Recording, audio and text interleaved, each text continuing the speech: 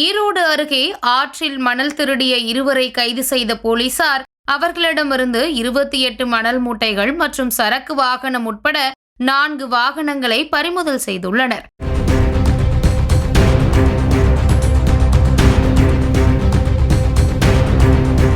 ஈரோடு மாவட்டம் பவானி அருகே உள்ள ஜம்பை கிராமத்தின் மசூதி வீதி பகுதியில் பவானி ஆற்றில் சட்டவிரோதமாக மணல் திருடப்படுவதாக காவல்துறையினருக்கு ரகசிய தகவல் கிடைத்தது.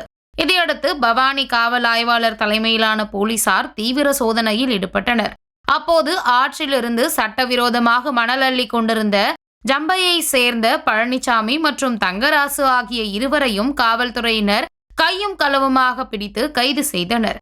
அவர்களிடமிருந்து 28 மூட்டை ஆற்று மணல் கடத்தலுக்கு பயன்படுத்தப்பட்ட ஒரு சரக்கு வாகனம் மற்றும் 2 இருசக்கர வாகனங்கள் பறிமுதல் செய்யப்பட்டன.